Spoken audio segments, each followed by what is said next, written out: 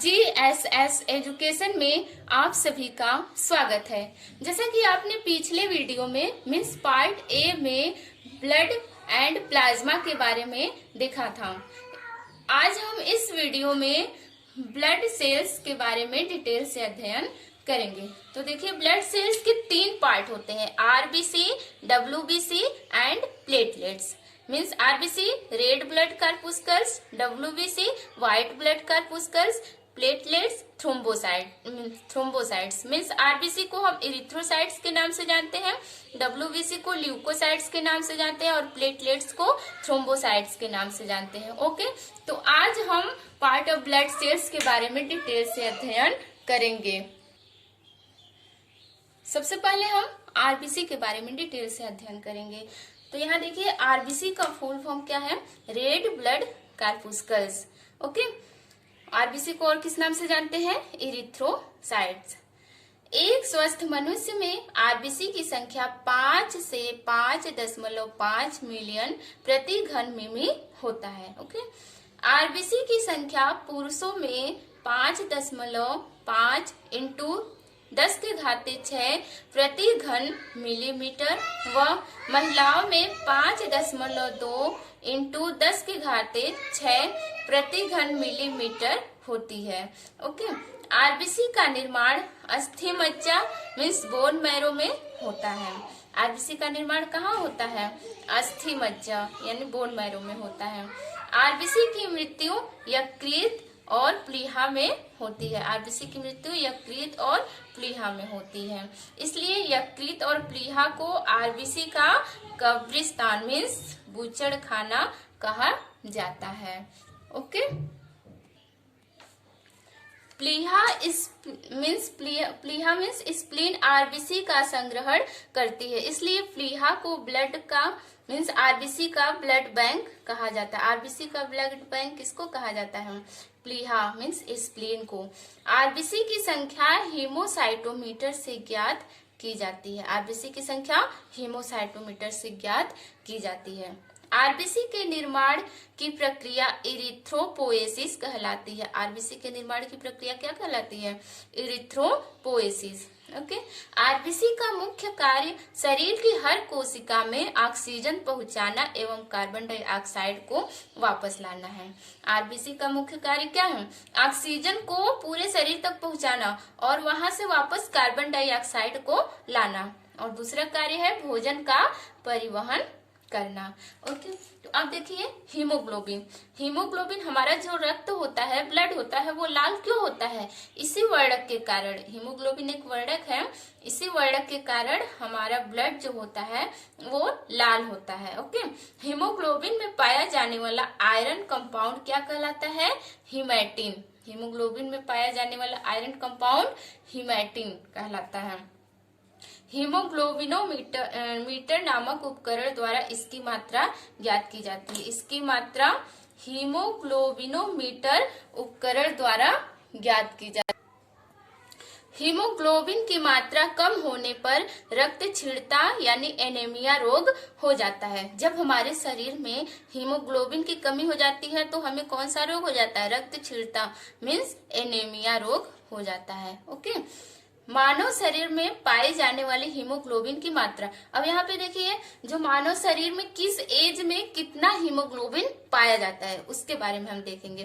तो देखिए, नवजात शिशु में 14 से 19 ग्राम पाया जाता है। बच्चे में मीन्स बच्चे यानी 10-12 साल के बच्चे हैं तो उनमें 12 से 14 ग्राम हीमोग्लोबिन पाए जाते हैं। पुरुषों में 14 से 17 ग्राम हीमोग्लोबिन पाए जाते हैं और महिलाओं में 13 से 15 ग्राम हीमोग्लोबिन पाए जाते हैं। ओके, अब यहाँ पे नोट देखिए, स्वस्थ मनुष्य में प्रति 100 मिली रक्त में लगभग 12 से 16 ग्राम हीमोग्लोबिन पाया जाता है। स्वस्थ मनुष्य में प्रति 100 मिली रक्त में 12 से 16 ग्राम हीमोग्लोबिन पाया जाता है। अब हम डब्ल्यूबीसी के बारे में डिटेल से अध्ययन करेंगे। ओके, डब्ल्यूबीसी यानी श्वेत रक्त कणिकाएं। डब्ल्यूबीसी का फुल फॉर्म क्या है? White blood corpuscles. ओके, और इसको किस नाम से जानते हैं? ल्यूकोसाइट। यहाँ पे देखिए, डब्ल्यूबीसी में केंद्रक पाया जाता है और ये अमीबा के समान अनियमित आकार का होता है। डब्ल्यूबीसी में क्या होता है, केंद्रक पाया जाता है और ये अमीबा के समान अनियमित आकार का होता है। जिस तरह से अमीबा का शेप निश्चित नहीं होता है, उसी तरह ये इसका आकार भी निश्चित नहीं होता है। ओके, उसका स्ट्रक्चर भी अनियमित तरह से होता है। इनकी संख्या मनुष्य के शरीर में 6000 से 8000 प्रति घन मिलीमीटर होती है।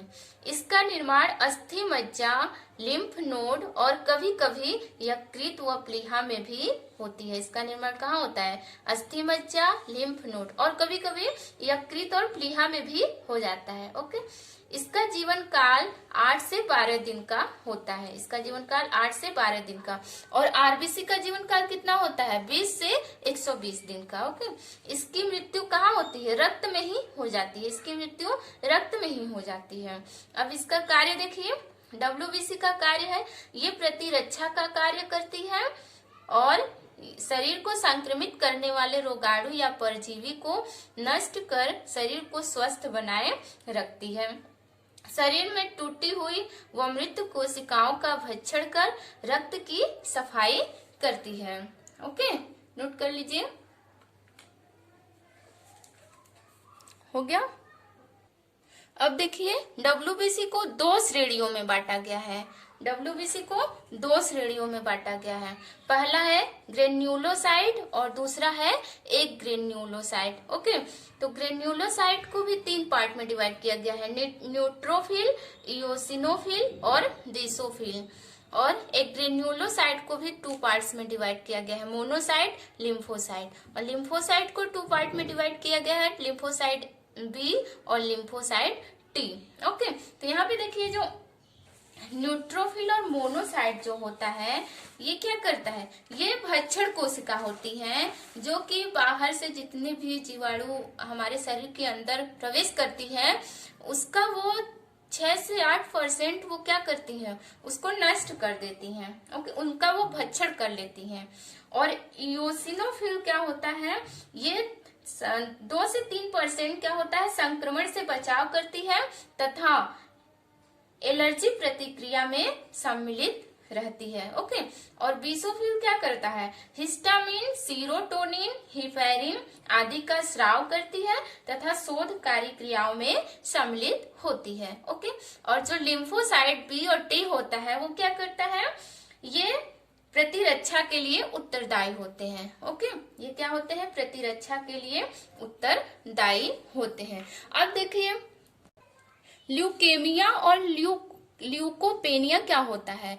ल्यूकेमिया क्या होता है, जब हमारे शरीर में डब्ल्यूबीसी की संख्या का अनियमित बढ़ना, मीन्स डब्ल्यूबीसी संख्या जो होती है अनियमित रूप से बढ़ने लगती है, तो उसे हम ल्यूकेमिया कहते हैं। ओके, और जब रक्त में डब्ल्यूबीसी की संख्या का सामान्य रूप से कम होता है, जब डब्ल्यूबीसी संख्या सामान्य रूप से कम होता है, तो उसे हम ल्यूकोपेनिया कहते हैं। ओके, अब देखिए, ब्लड सेल्स का जो तीसरा पार्ट है वो है रक्त बिंबाणु मीन्स प्लेटलेट्स। इसको और किस नाम से जानते हैं, थ्रोम्बोसाइट। ओके, तो देखिए, रक्त में इनकी संख्या 1.5 से 3.5 प्रति घन मिमी होता है। ये आकार में छोटी, केंद्रक विहीन व अनियमित होती है। इसका जीवन काल 4 से 5 दिन का होता है।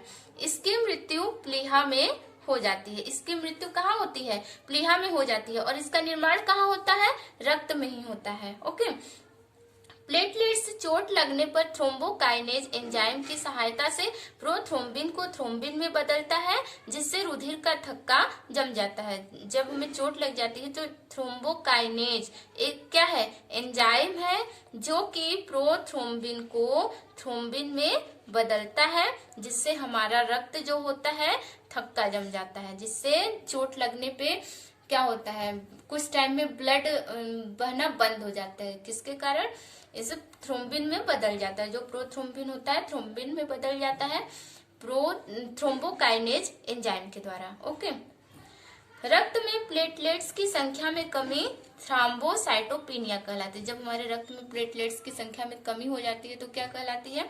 थ्रोम्बोसाइटोपिनिया। ओके, रक्त में प्लेटलेट्स की संख्या में वृद्धि थ्रोम्बोसाइटोसिस कहलाती है। जब रक्त में प्लेटलेट्स की संख्या में वृद्धि होती है तो उसे क्या कहते हैं? थ्रोम्बोसाइटोसिस।